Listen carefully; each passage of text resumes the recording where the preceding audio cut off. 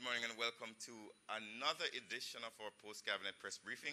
This morning we have two special guests for you. We have Minister of Education and Youth, the Honorable Behavioural Williams, and I'm not going to try and remember all of it, but Minister Daryl Vaz is here as well, and they're going to give us some very important updates. Minister Vaz is going to speak to us about the significant reduction in road traffic deaths, 16% so far this year, moving from 245 to 208, as well as some other developments in his ministry, including the transport sector, the energy sector, and the telecommunications sector. And Minister Behavioural Williams, following on the debate yesterday in Parliament regarding the removal of Section 24 of the Child Protection Act, which deems, quote-unquote, uncontrollable children the possibility of being incarcerated in a penal facility. We're removing that. She will give us an update, as well as issues related to quote-unquote teacher migration. We're going to start with Minister Williams, and I will hand over to her right now. Minister Williams. All right. Thank you so much, Minister Morgan. Good morning, everyone. Good morning to members of the media. Thank you, as always, for being here to carry the news. So this morning, I want to start with a press release that went out yesterday that alerted Jamaicans of Jamaica's participation in the program for international student assessment called Pisa. As you may know, Pisa is a groundbreaking study that examines and compares students' performance in mathematical, reading, scientific literature, and creative thinking. Pisa assesses the students' preparedness to tackle the challenges of adult life and participate fully in society based on the knowledge and skills students possess towards the end of their school years. Jamaica embraced the opportunity to participate in Pisa in 2022 with a sample of eligible students between 15 years and 3 months and 16 years and 2 months, sitting for the assessments in mathematics, science, reading, and creative thinking. Additionally, principals of selected schools responded to an online questionnaire regarding their schools. The national report is expected by January 2024, and it will provide a wealth of data about Jamaica's educational achievement, allowing for benchmarking on a global scale and informing evidence-based decision-making and positive educational reforms.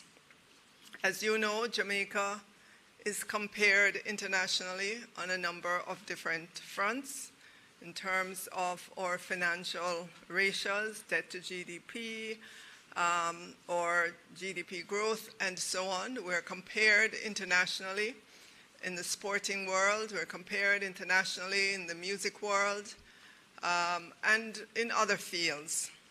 This is another global comparison, but this time it's in education. Putting out the press release, alerting the nation as to what is happening, is part of the requirement to engage Jamaicans in this process. And so I did not want that press release to be missed. Obviously, when we get the report in January 2024, that report will be shared. So now I want to begin reporting to the nation, as I did last year on the issue of teacher turnover. As you know, like any other sector of workers in the economy, it is to be expected that on an annual basis, we will see movements in and out of the education sector. If you look across the financial sector, the medical field, in IT, in any sector in Jamaica, there is a percent of persons who make personal decisions to go into other fields, to migrate, to retire, to go into entrepreneurial endeavors, and so on. And so the teaching sector, the education sector, is no different. Annually in the teaching sector, we have the added fact that other sectors do not have, that a certain percentage of our teachers go off every year on their earned vacation for either 4 months or 8 months. If you will recall, teachers earn 4 months of vacation after serving for 5 years. Teachers also earn 8 months of vacation after serving for 10 years. Last year,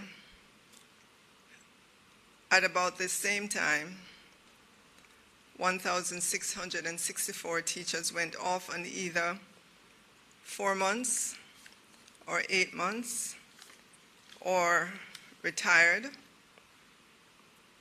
This represents about 7% of the cadre of teachers, and the cadre of teachers total about 25,000 teachers across the education system. This year, approximately 2,300 teachers are eligible, have earned their 4 months or 8 months leave or retirement, and will be proceeding on their 4 months or 8 months vacation or retirement. The annual cost of paying replacement teachers while teachers are on vacation for 4 months or 8 months is approximately $3.1 billion. In the advertisements that we're seeing in the local newspapers for teachers, many of the ads are for teachers to fill 4 months and 8 months vacations. For example, I took a look at the ads for teachers that have been posted over the past 2 weeks. Some of the ads will indicate if the job is for 4 months or 8 months, or if the job is a clear vacancy, meaning a teacher can be hired permanently in that position. There are a few ads for teachers for 2 months. There are some ads that indicate whether the job is a contract job or a temporary job. There are also some administrative jobs advertised as well.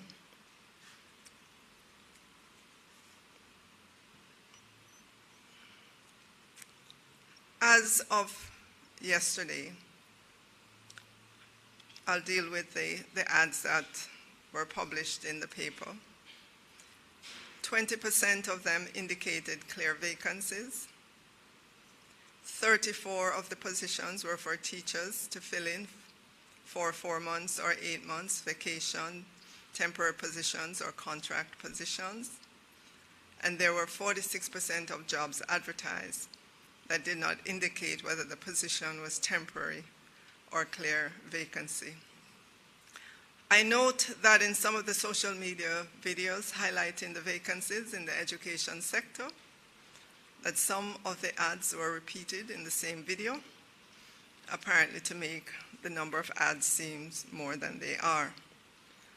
Obviously, I can't prevent persons from creating their own news, but at the very least, we would expect persons to be truthful.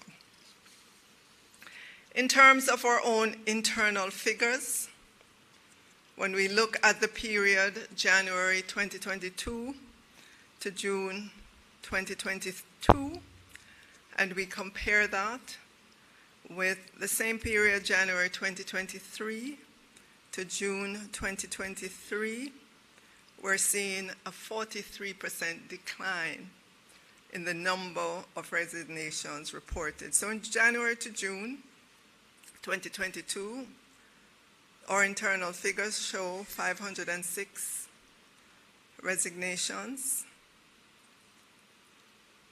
versus 287. These are the numbers. As I did last year, I will do again this year.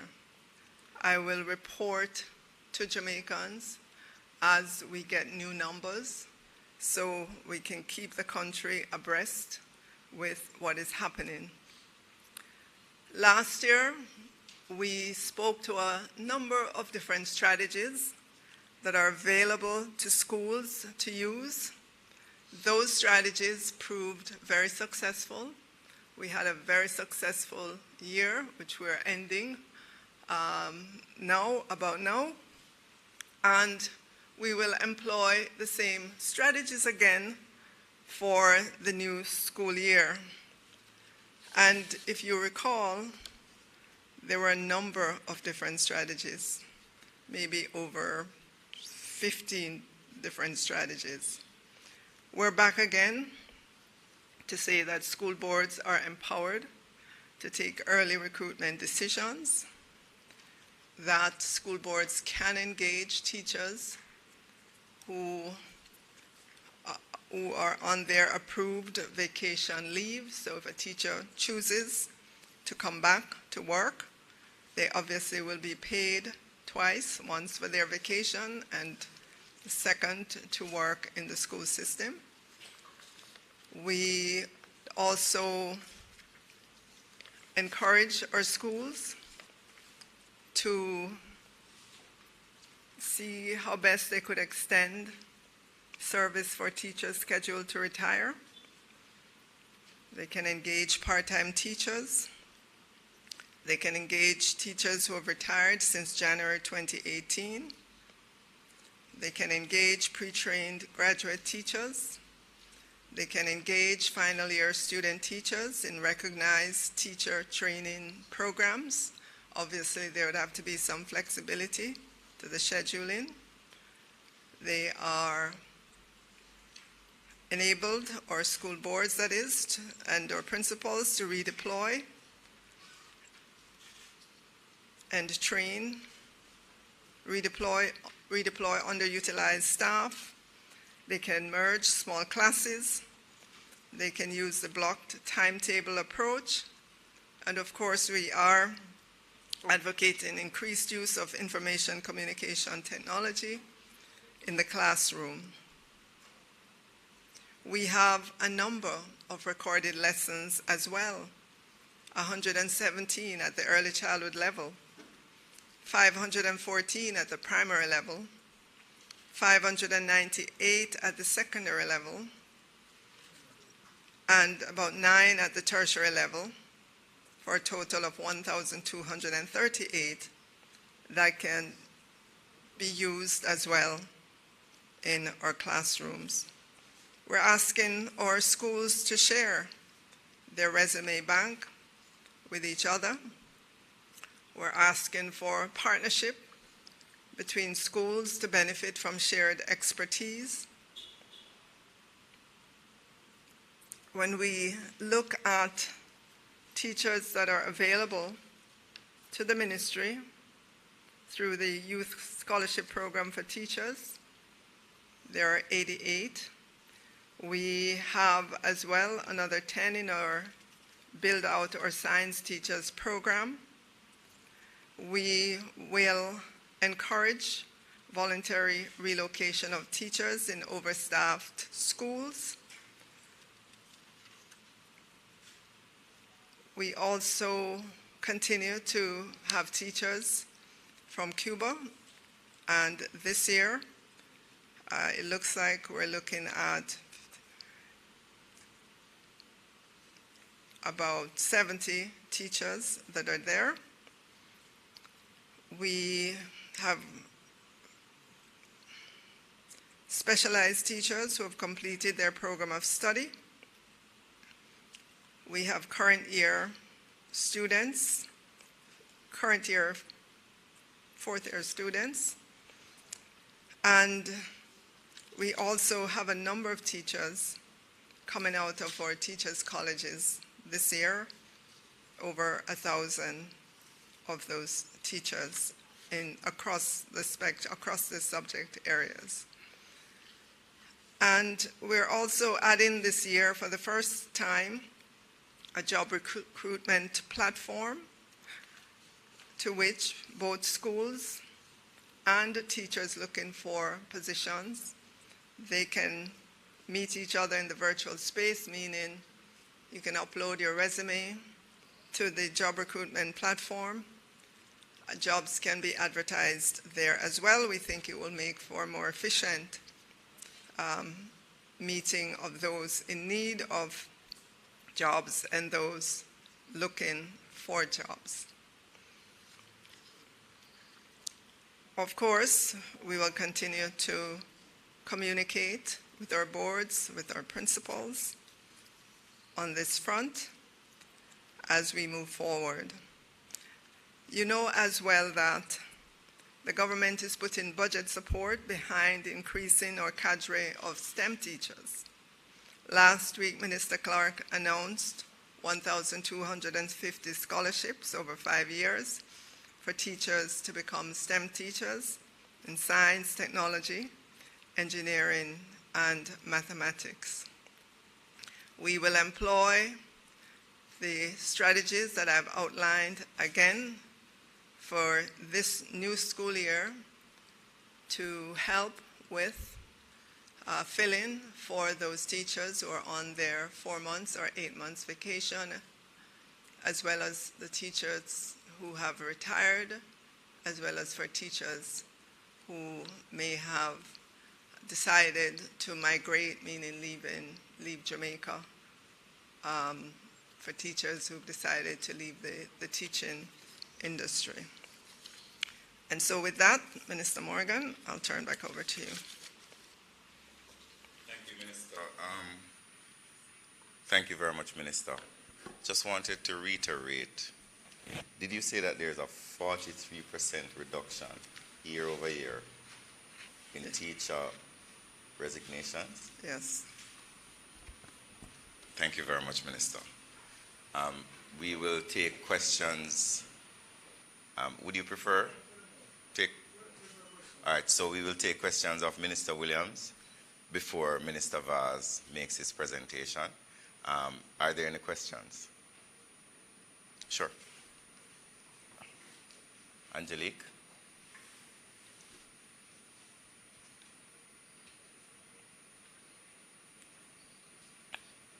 Hal Shane Burke, Radio Jamaica News. Thank you very much, Minister, for your presentation. Minister, in relation to teachers, I've spoken to principals that there is concern being raised about a possible crisis in relation to English language and technical subjects such as IT and science. What is being done by the administration to ensure that we are not losing a cadre of professionals and experience in these particular areas, and also to beef up what we already have? Alshin, could you help us by giving us a little bit more specific? You said that there is a crisis. Looming, that was the word that was Who used. said that? Principals. I spoke to Which a number of principals I spoke with. And there's a possible, and we also carry the news on our station. What is the crisis? Like that they're losing experience Did they in say these the amount? areas. No. But it's very difficult for us to respond to a... But so let me give you an example of why I'm doing this. There's a front page story that said that teacher migration is at crisis levels. And this morning we're hearing that there has been a 43% reduction in teacher resignations. You have asked the question, there's a looming crisis of English teachers, but there's been a 43% reduction in teachers leaving. Yes, Minister, but we don't have a disaggregation of exactly what subject matters. How can you make such a statement without the data? Again, I have been provided the information by the data? principals. So Where's I'm the asking data? the question of the minister who has policy direction for the ministry. And as the Minister of Information, I have to ask the question, what data are we predicating this looming crisis on? Who has given you how many English teachers have left the classroom so you can make the statement that there's a looming crisis. I have to be very careful in how what comes out of post-CAB is given to the public. And the minister is going to respond. But one of the things I'm trying to do is when we give information to the public as ministers, that it's backed by data and numbers and facts. Anecdotal statements are not facts. That's why I asked the question. Minister?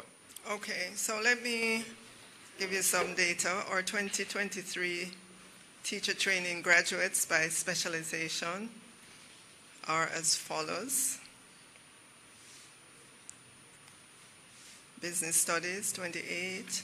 Computer Studies, IT, 36. English Literature, Literacy, 60. Industrial Technology, 20. Geography, 17.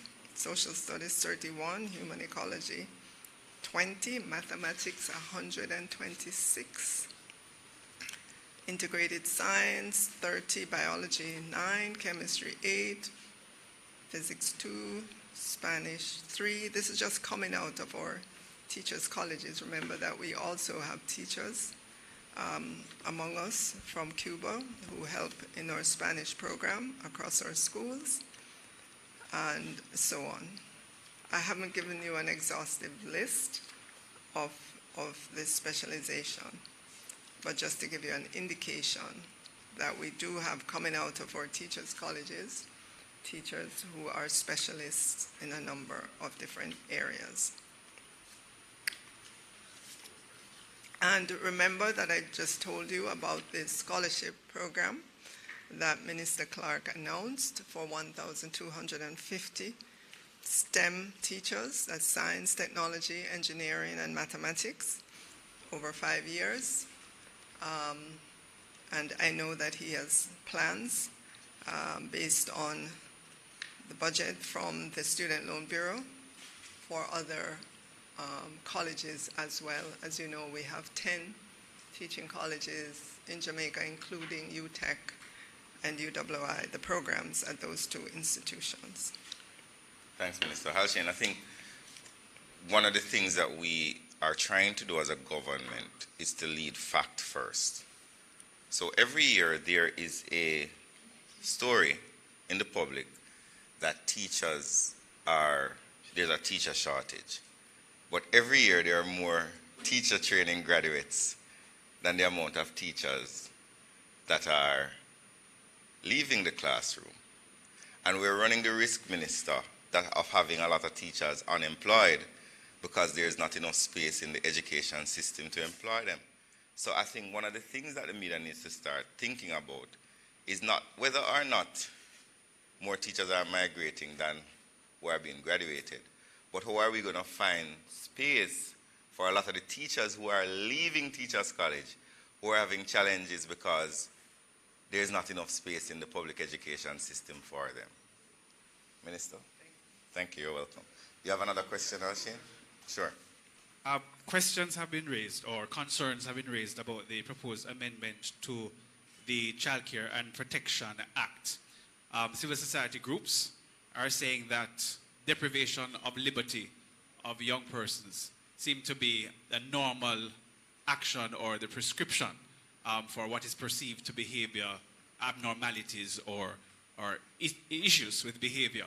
Is the government looking at narrowly defining what is behavioral issues and look at other ways of dealing with it rather than custodial?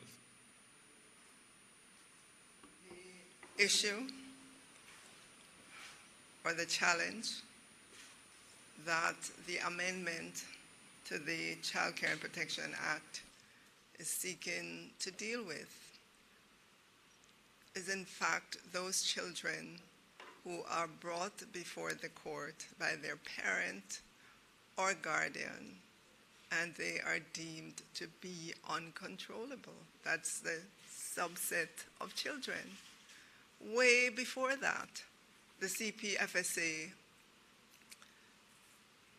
intervenes in the lives of thousands of children who do not make it into the court system So it's that subset of children whose parents bring them before the courts for whatever reason. They feel they cannot control, the child is out of control, whatever the reasons. They bring their child or children in front of the court. And as you know, and I heard Minister Morgan this morning explaining, the courts do send some of these children into the penal institution, right? The amendment to Section 24 is to give options for the child to be receiving therapy, whether on a non-residential basis, meaning the child and parent or guardian would visit the center, the one at Maxfield Park Children's Home, on whatever the frequency is, whether it's once per week. So the child would come to the center, get the session, go back home. That's the meaning of non-residential. We also are providing for those cases where you have chronic behavioral issues, where the intervention needs to be longer, and based on the reports, it would have been decided that it would not be in the best interest of the child to return home. And we have some of those situations in which our children are going to find themselves, and we have to provide for them in a place where they can get rehabilitation, they can get help, they can understand what it is that has been happening to them in their home, in their community. And sometimes in order for that to be effective, that child will need to be in a different physical setting. That is what we're trying to do. Thank you very much, Minister.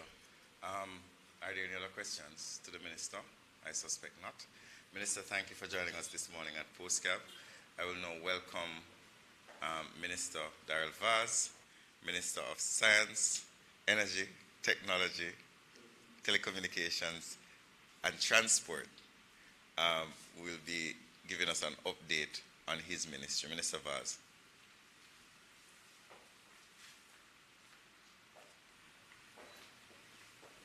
Thank you very much. Good morning, ladies and gentlemen, members of the media, and of course, most importantly, those who are watching on the various platforms. First of all, let me indicate that you would have heard that the Ministry of Transport and Mining was subsumed between the Ministry of Science, Energy, and Telecommunications and the Ministry of Agriculture and Fisheries. So transport came to MSET and mining went to Agriculture and Fisheries. So, as was said, the new ministry is the Ministry of Science, Energy, Telecommunications, and Transport. So an additional T has been added. There is a number of areas that I would want to update PostCab this morning, but obviously the one that would be most topical and of interest would be the transport portfolio.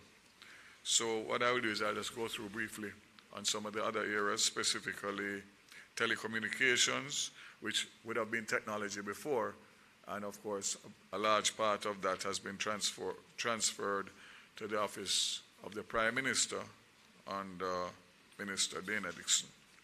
So let's update you on the telecommunications, specifically the Universal Service Fund, an agency under the ministry, as it relates to the rollout of the Wi-Fi. So I'm pleased to say that all 14 parish capitals have been provided with public Wi-Fi service under this initiative. In addition, some public parks, green spaces, and pedestrian thoroughfares were also furnished with the facility. Notably, the fund has established a total of 19 Connect Jamaica sites. Of course, you would imagine that they would cover all the parishes, so I don't need to read them out. But as I said, including parks and green areas, which will include outside of the townships, would be the Cecil Charlton Park, Chapelton Park, Devon House, Emancipation Park, Junction in St. Elizabeth, Mandela Park, Olympic Way, St. William Grant Park, and the Cecil Charlton Park in Mandeville. So obviously that's free Wi-Fi, obviously very good for the community that have been the beneficiaries. In terms of the Technology Advancement Program, TAP 3, and this comes on the heels of obviously some of the discussions that were held earlier with Minister Williams and the questions. To date, budgetary provision has been made to train 300 participants in a coding training intervention being administered by Amber and Hart NSTA Trust.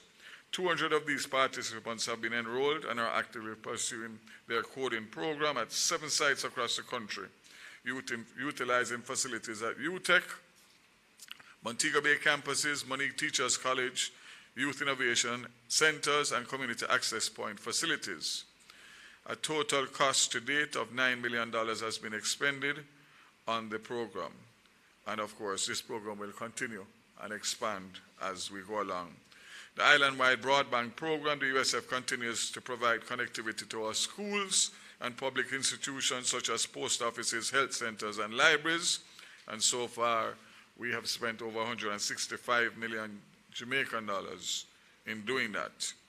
We have refurbished 17 of the CAP facilities through a partnership with the United Nations Development Program and are in the process of implementing 6 new CAPs. The USF continues to fund the National Broadband Initiative in collaboration with the National Works Agency, eGov Jamaica, and the Ministry of Education and Youth. To date, a total of $924 million has been expended. ICT clubs in schools. Fund has established and launched 12 ICT clubs in various schools across the island.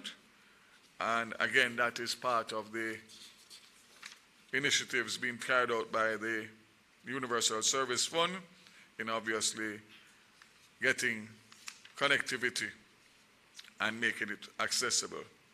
The most interesting one for me as minister, and the most recent one, is that on Friday, June the 23rd, the USF, in partnership with the ministry and also the Ministry of Labour and Social Security, launched a JUMP program with Cable and Wireless Jamaica Limited, and this is aimed at digital literacy and skills training to unconnected Jamaican homes, as well as ICT devices and broadband connectivity at a subsidized cost. So far, the USF has spent $13 million, and there have been 1,700 PATH households that will benefit from enhanced digital literacy and skills and training. I want to expand on that a bit. So this is a program that Cable and Wireless has been doing throughout the Caribbean, through their foundation and other private sector interests. And basically, what we decided to do after I made a trip to Puerto Rico on their invitation to see how it worked, is to get PATH beneficiaries, 40,000 PATH beneficiaries, most of which have no access, they have no literacy in ICT, and most importantly, they have no device. So using the PATH established list, we have done a pilot project of 1,700, which includes giving the household a device, giving them connectivity, and giving them training. So you imagine that these persons would not normally be able to afford it, and therefore obviously those children would be disadvantaged in terms of being able to get the opportunity to be able to become computer literate. So it's something that's near and dear to me as minister, and the 1,700 that has happened is going well, and importantly, the aim is to get 40,000 households. That will have a huge impact. The cost of that is probably about $20 million US. But in the scheme of things, if you think about $20 million US and 40,000 households who would not normally get that opportunity, it is a huge, and it is value for money.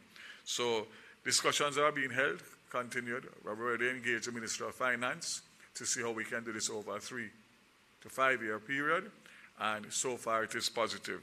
But my aim is not to stop at the 1,700 or for the program to stall at 1,700, to continue even in increments. So that, I think, is a huge, huge announcement, and it shows what public-private partnership is really all about. So again, congratulations to Cable and Wireless, Ministry of Labor and Social Security. We're using their data, so we don't need to reinvent the wheel. We have their data, we have their list, we have everything. You'll recall 189 hotspots, 3 per constituency, 63 constituencies were committed. Back in 2021, we had some challenges because of obviously the pandemic and supply chain, etc. I'm pleased to announce that all 189 sites are currently online, with 166 of them being formally launched across all of these constituencies. So the formal launch is behind, but the most important thing is that these communities, 189 of them, are connected and online. Huge, huge feat. And again, good work by the Universal Service Fund. We had a 4th community Wi-Fi site, which would be 63 for 63 constituencies. All sites are expected to be launched in the 2nd quarter of this financial year, and the project will cost in excess of 100 million Jamaican dollars. And I've gone further to include one more Wi-Fi site, so Minister Morgan will now have 5 courtesy of the Universal Service Fund. 90% of those sites have been scoped, designed, and the procurement process has commenced. So that would take it to 5 per constituency times 63. I'm going to touch on a not so good news subject matter, but you have to be balanced. And that is the quality of service in relation to the telecom providers. It's a huge issue, and the complaints come in daily. During the period 2023, January to June, the OUR received 130 complaints in relation to ICT quality of service issues. The 2 broad categories of these contacts were interruption service at 96 and poor quality of service 34. For the preceding 3-month period, October to December 2022, 51 contacts were made for interruption. Now we know that many people suffer it in silence and don't go through and make the necessary complaints, either because they don't believe that they will get any redress or for whatever reason. So the complaints are much more, because I get more complaints on my WhatsApp than what the OUR received for that period in almost a day or 2. So that is a big issue.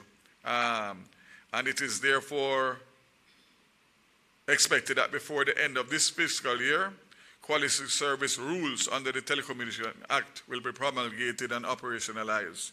The rules will place obligation on licensees to measure and report on 21 fixed and mobile parameters, including fault repair rate, drop call rate, mobile network availability rate, broadband internet availability rate, latency, data transmission speed. The rules will also establish targets for each parameter which a licensee are required to comply with.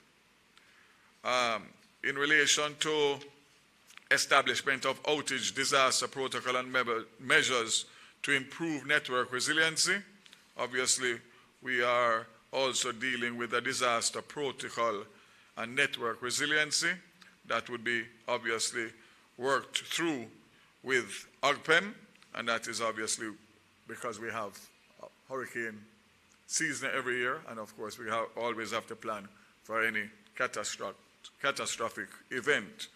That will include national roaming during disasters, emergency mobile roaming, disaster plans and business continuity plans, and again, the OUR, who is the independent regulator, obviously is playing a big role in this.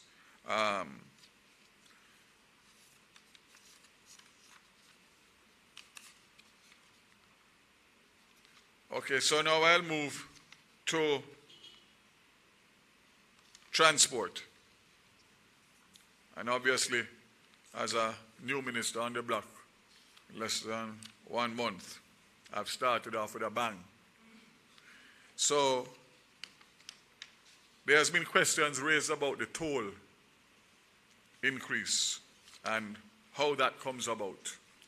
And obviously, on my learning curve, I've been able to decipher and share with you exactly what the process is. By virtue of the Toll Roads Act and Concession Agreement and Toll Road Operator, the toll road operator is entitled to a variation of toll once every 12 months, effective on the anniversary date of the last adjustment. The current implementation date, agreed with both the operators of the P.J. Patterson Highway and the Edward Seaga Highway, is the first Saturday in July. The application for variation of toll levels is to be made by the concessionaire or the developer to the toll regulator no later than 2 months prior to the anniversary of the last adjustment. A copy of this application is sent to the Ministry, NROC, and the Toll Authority. Where the toll regulator is satisfied, he makes recommendations to the Minister and the Ministry. Approval is sought from Cabinet to proceed. The Toll Road Act Section 23 alludes to the discretion in approval, while the concession agreement in Clause 22 and Schedule 15 speaks more specifically to this discretion. It, however, speaks to the consequences for increasing it. Implications for failure to approve the application and grant the variation are outlined. Clause 22.3 of the concession and Clause 1.3 of the Schedule 15 states, where the approval is not provided on the relevant date at the levels that the developer requested, the developer can require the grantor, which in this case would be NROC, the government's representative, to pay compensation for lost revenue for the period in which an actual toll levels are below those requested. This may arise either due to delays in implementation, insistence that a lower rate is charged, or where the request is completely refused.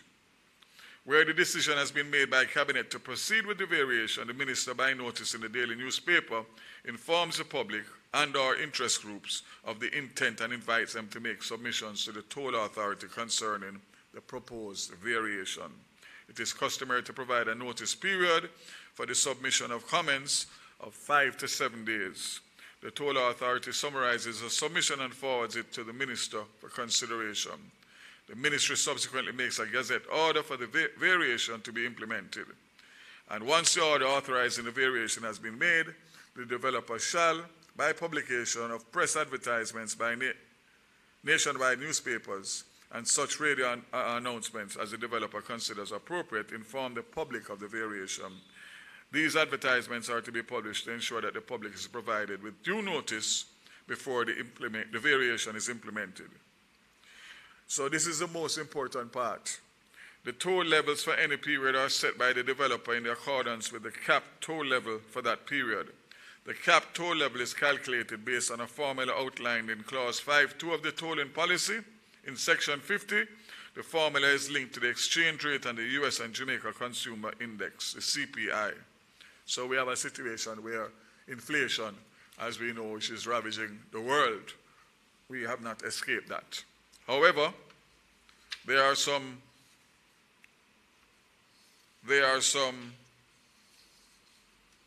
other facts that need to be known. The increase ranges from between 0 to 16%. Only Class 1 TTAG customers will see no increase. The maximum increase at any one toll is 60 Jamaican dollars, and additional discounts are applied for TTAG users as outlined. So, in essence, what it is encouraging is obviously persons who use the highways frequently to use a tag rather than to pay every time they go through. There are also other incentives. 10% frequent user discounts for Class 1 and 2 TTAG customers. 11 trip onward for the week were posted for Portmore and Spanish Town, omitting Vineyard and Maypen, which have now been included. So the discount now doesn't only deal with 2 toll booths under PJ Patterson, but 4. The 10th trip free per week will now also be extended to all TTAG customers at the toll plazas. The TTAG user discounts for Class 1 and Class 2 customers were not included for any of the plazas. This feature also has been extended to include all toll plazas. And the Class 1 TTAG customer at the toll plazas will see no increase in toll rates. In fact, there has been no increase at all for the Class 1 customers at Portmore, with or without the TTAG. So, that is to say that we have tried to do as best as possible to cushion the increase, and as you would have heard late Friday in last-minute negotiations between NROC, the toll authority, and my intervention as minister, the Jamaica North-South Highway, who are the operators of the Edward Seaga Highway, have agreed to defer any increases until August the 20th, which obviously would be a little under 2 months for an extension. I cannot confirm, but I am still at the table and hoping that there may be the possibility of an extension to that August 20th date. However, that is not confirmed yet, but it is still on the table from the government side to try, but to thank the Jamaica North-South Highway for their kind gesture of agreeing to defer the increase for the Edward Seaga Highway. Now to transport, which we all know has major issues in terms of both the government bus service, the JUTC, and of course the public transport operators, which is governed by the Transport Authority. Let me start again by reiterating the press release that was issued by the ministry yesterday in relation to the 16% reduction in road fatalities across the island for the first 6 months of 2023, reduction from 245 road deaths, and as of July 3rd, 2023, to 208, 16%. But obviously, way too much. Still, one is too many. And of course, you'll recall the Prime Minister's introduction of the implementation of the Safe Systems approach back in September 2021. We are obviously continuing to move apace with that. I had my first meeting with the Road Safety Council, Deputy Chairman Dr. Lucian Jones and his team, along with the ministry team and the Transport Authority last week, and it was very heartening and fruitful in relation to what we have to do. I will move to the Jamaica Urban Transport Company Limited. So we have a daily rollout currently of 164 buses. And of course, these buses are an older fleet and therefore not running at optimum. The required amount of buses is between 350 and 400 buses. So we are woefully behind. And of course, that is causing great inconvenience to the public that uses that mode of transport because of the wait time, which I understand is extensive, can be as much as 2 hours. The new school term is right. Summer has just started, and as you blink, it will be back to school. We have made some plans for rehabilitation with a big spend on spare parts, totaling about a little under $400,000, which was authorized as I came in, to try and get our fleet up to 310 buses for back to school in September. This will include the 50 buses that we have been talking about that were ordered some time ago, the 45 diesel and the 5 electric buses. I can say that before I came here this morning, I got the name of the vessel and tracked it for myself, as I've been hearing about this vessel arriving for about 6 weeks. And I can indicate that the vessel is now entering the Panama Canal. Once it passes through there, it will take about 2 days to get to Jamaica. So I expect it here between Friday and Monday. That 50 buses will go into the fleet, but obviously that is not enough. We have 5 electric buses and 45 diesel. We are moving away as a government policy from fossil in diesel and have moved to CNG, which is compressed natural gas, from LNG, and we have had a pilot project of 5 of those through a framework agreement with New Fortress Energy. And there has been another order for 20 that is now in place, expected to get here by the end of the year. But more importantly, the framework agreement that was approved and signed off from the original test has up to 150 buses.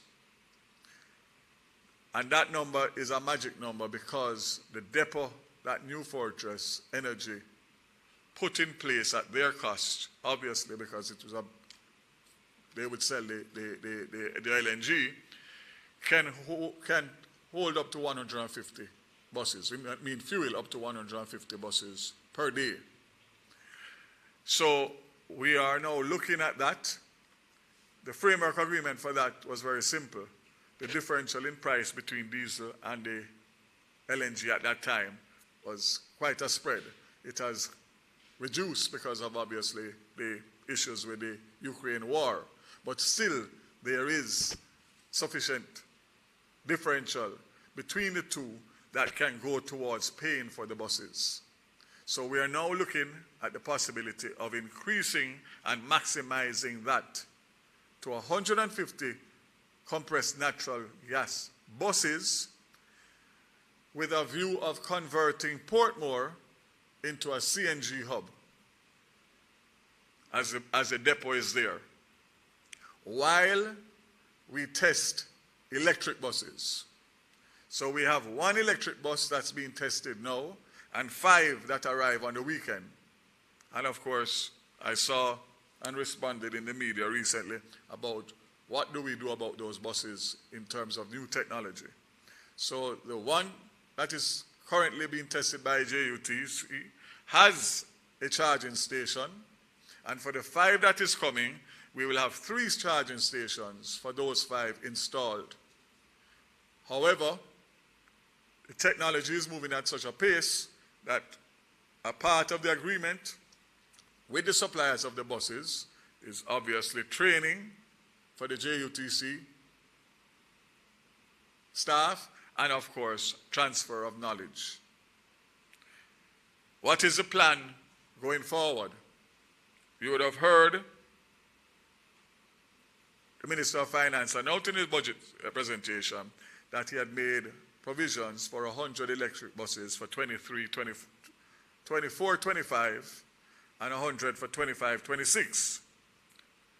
The results of the testing will decide whether or not we go full into electric buses head-on, or we stagger it with CNG and electric, because obviously the technology is emerging, and we have heard stories about those countries that have gone headfirst into electric and are facing major challenges with up to 30% of their fleet down in a matter of months.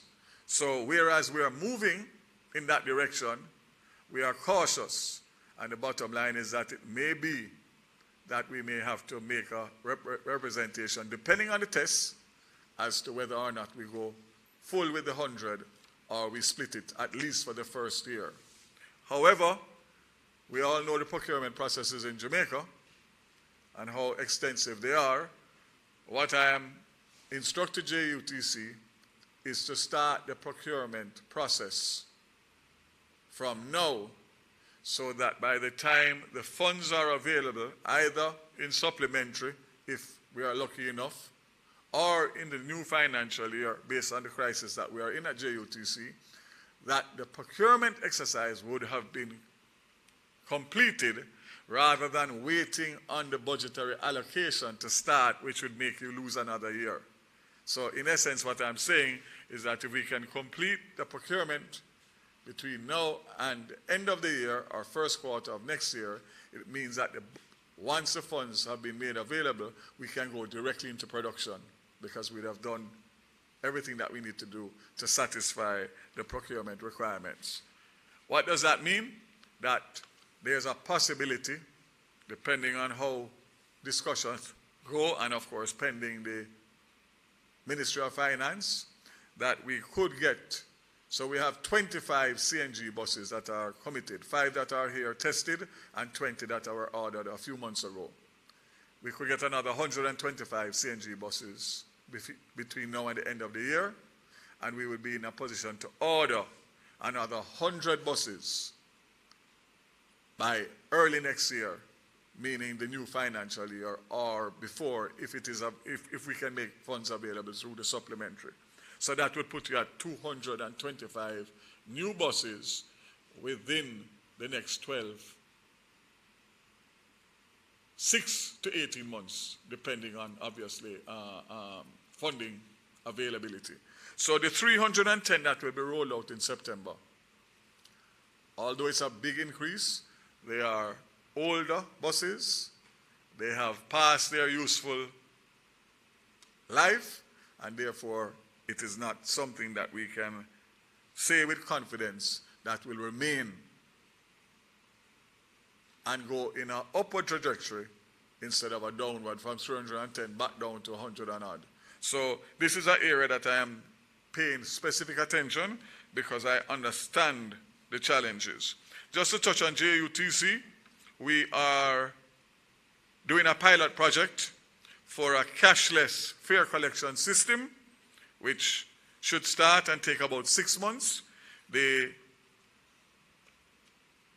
use of cash for JUTC is definitively not a prudent way, because the fact of the matter is that you only collect a small percentage of what is passing through, and that's a reality. Not to mention what happens with everything else, the oil, everything else that happens. So we are doing a pilferage fuel management using technology, as all other companies around the world that run big fleets are using. And of course, the cashless pilot is on, and I think that is going to be a big, big help in relation to the viability of the JUTC, which, as we know, it takes billions of dollars out of the budget every year for subsidy.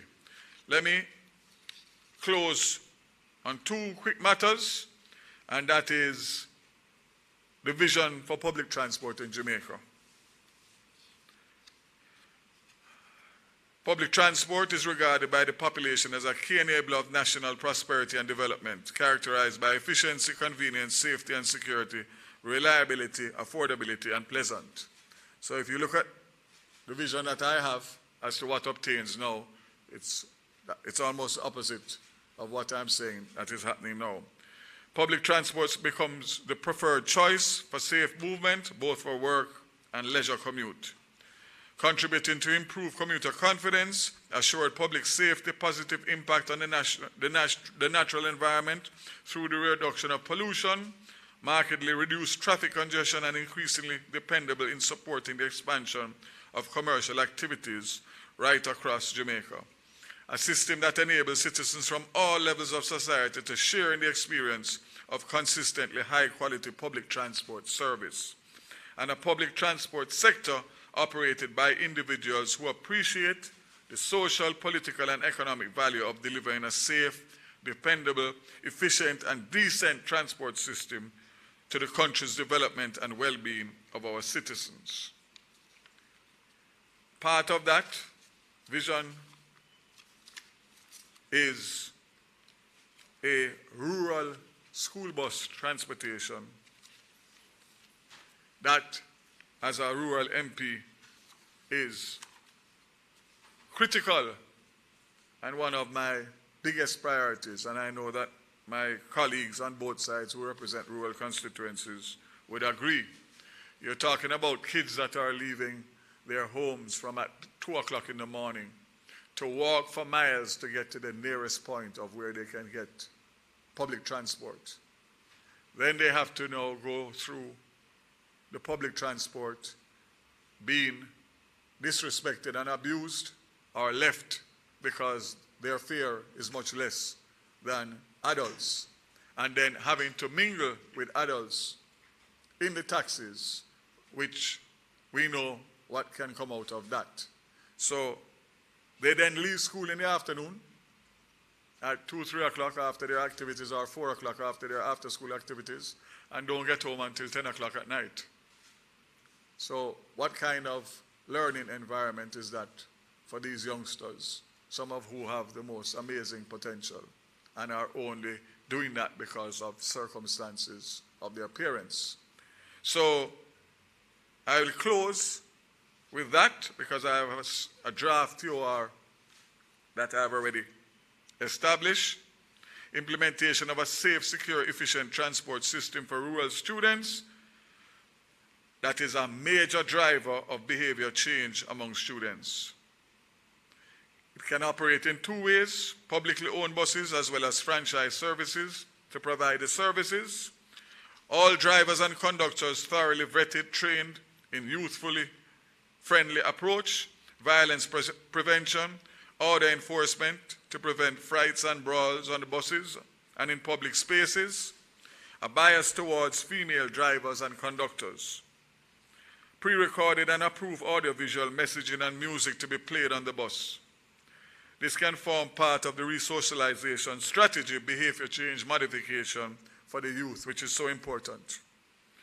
All units would be outfitted with electronic access, swipe cards, as this is primarily a safer measure to track the movement of students and to aid the police in investigations in relation to any missing students or road accidents. The student transport pass, a swipe card that will have all pertinent information on a student: name, date of birth, school, home address, and parents or guardians' information.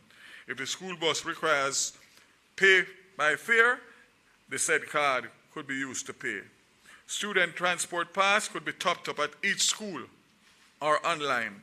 And all buses should be outfitted with tracking device and cameras on the inside and exterior of the vehicles. The bus should also be available to teachers who could serve as an additional layer of supervision, a protocol developed specifically in consultation with the Jamaica Teachers Association. The rural school bus system will reduce absenteeism and lateness and contribute to reduced truancy. Consultations with the National Secondary Student Council and all other stakeholders. So I close on that good note because I believe that that is a critical part and probably the most important part of the vision that I have for transport, and it is doable. It has been done in other jurisdictions, including Caribbean nation countries, and it is just for us to come up with the will to implement.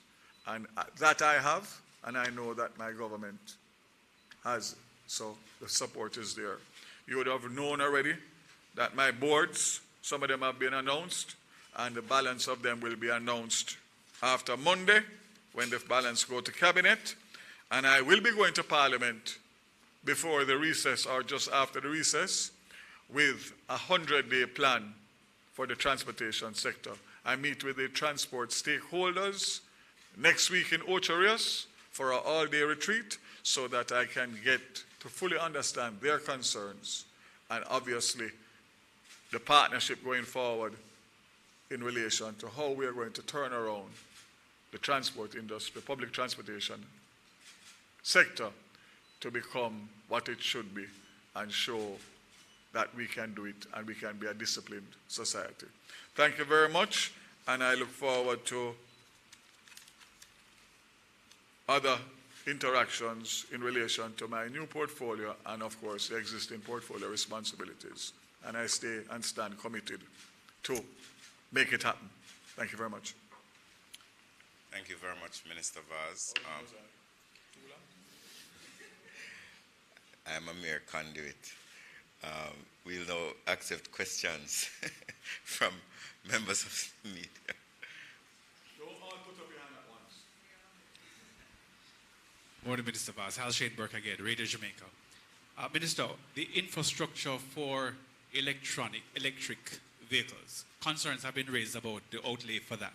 What is the plan to ensure that the infrastructure in place so that there are no issues?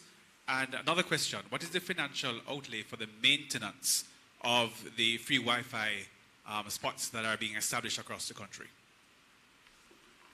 So in relation to the first one, the EV infrastructure, you would see a comprehensive rollout by private sector companies, some of whom are in the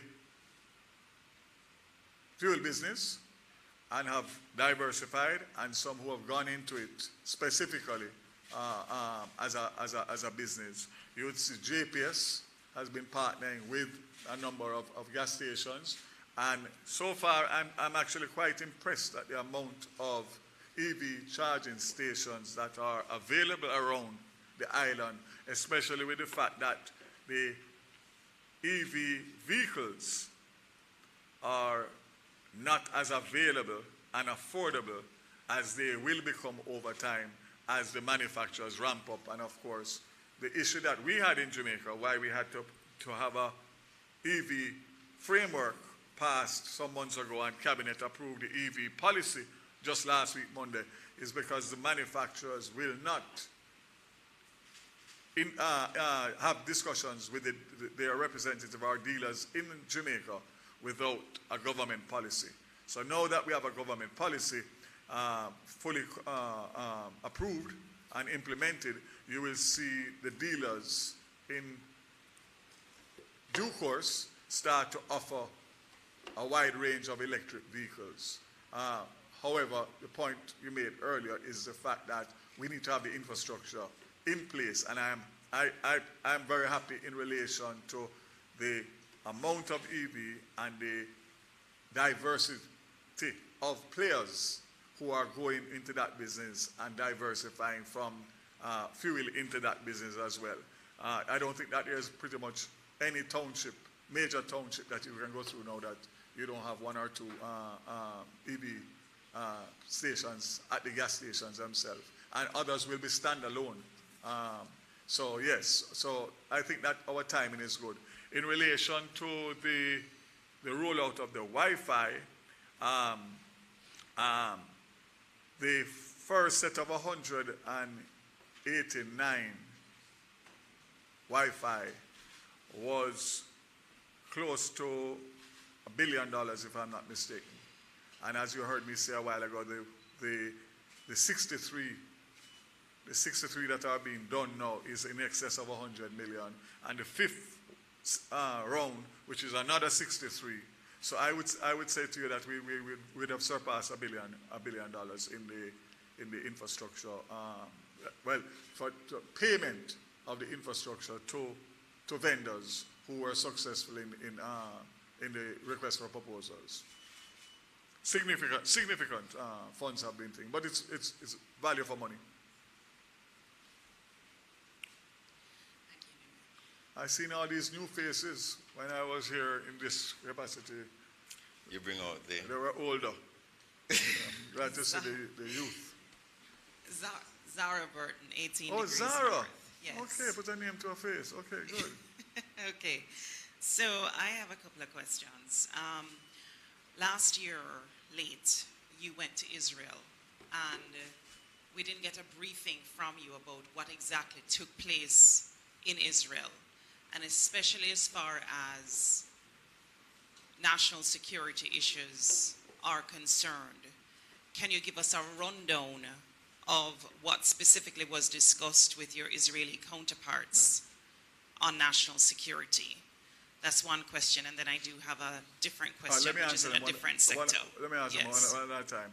So my trip wasn't to do with national security, because obviously the Minister of National Security would deal with that. The cyber security, Jamaica, JISTV, which falls under my ministry, we went on a fact-finding mission, because obviously we have to strengthen our cyber security infrastructure. And obviously we are doing that with several countries. That was a trip to actually see what they have done over there and how that could help us. It was very cordial. There's been nothing that has come out of it in terms of any MOUs or anything to this point, but there was a willingness to share information and to show us their roadmap, which is what they did in the few days that I was there. And also the other aspect of the trip was in relation to solar, which again, we were able to see actual solar plants over there, which was very, very, very telling and interesting. But nothing to say that there's any funding or any agreements or anything that have come out over that. All right, just on a follow-up to that, the Pegasus software, was it discussed as potentially What's that? Pegasus software? No. Was it being discussed No. at the time? No, Okay, no. all right. So the second question, different sector now, right, is on the issue of energy. So under the Trump administration, there were several meetings with our government regarding one of the topics, I think, was Venezuela at the time. The U.S. obviously has sanctions against Venezuela. The question I wanted to ask is, if we gave up that arrangement, which was so beneficial for us, the Petrocaribe arrangement, do you have a sense of what we got in return from the United States? Because I noticed specifically that many of the fuel imports that have been coming into the country have been from the United States. So was there anything, any quid pro quo if we gave up this arrangement, or any promises, let's say, not even quid pro quo, from the government of the United States that said that if it is that we gave up this Petrocaribe arrangement because the U.S. was about to put on sanctions or had put on sanctions, this is what the United States would do for us in return? So that predates me, obviously. Obviously, I wasn't the minister at the time when that happened. Nothing has come to me in relation to that. That specifically would be a foreign affairs matter, because obviously the sanctions and all of those discussions are obviously through formal discussions with the Ministry of Foreign Affairs. But nothing has come to me in relation to any particular deal or any particular thing in relation to United States. The thing is very fluid because, as you see, things and times are changing in relation to the positions that were taken then as against the positions now. We just have to follow and see what comes of it. But anywhere that we can explore cheaper fuel, obviously would be beneficial to the country and the people at large. But it has to be done within a certain context, obviously, led by the Minister of Foreign Affairs. Good morning, Minister. My question is, Mark Bantro, 18 degrees north as well. My question is tied to Petrojam potentially considering importing oil and fuel from Russia. So we were told by the general manager of Petrojam, Telroy Morgan, that Petrojam may not be able to refine Russian crude oil based on the grades that it has received and tested so far. So it could only import finished products from Russia, such as fuel. But we have no... But since the marketing companies like Total, Rubis, or Texaco may not be able to purchase these finished products since they are French and American companies, who would the Russian fuel that Petrojam is considering importing be distributed to? So Petrojam can't consider importing Russian fuel unless, obviously, that is clear at the highest level in relation to the sanctions, which are very complex. From this matter came to the fore, I mean, I have gotten several briefings, and between you and I can't make heads or tail of it, because in one sentence it's saying you can, in another sentence it's saying but you can't. So that is a strict foreign affairs policy matter that would have to guide the ministry, who would then guide Petrojam. As of right now, absolutely nothing is being done in relation to any commercial agreement until such time as there is a clearance and a clarification from the Ministry of Foreign Affairs in consultation with the State Department or whoever else in Washington that they have to deal with. And right now, as it stands, nothing has come to me to move that process forward. So that's where that is. And I suspect we have exhausted the questions. Thank you very much to Honorable Minister Vaz, as well as Minister Williams, who had attended upon the post-cabinet earlier this morning. Also want to thank members of the media, also the support staff from the Office of the Prime Minister and the various ministries, agencies and departments, as well as GIS and PBCJ. Until next week, Wednesday, 8 a.m. sharp, we're always on time for another post-cabinet press briefing. Thank you very much.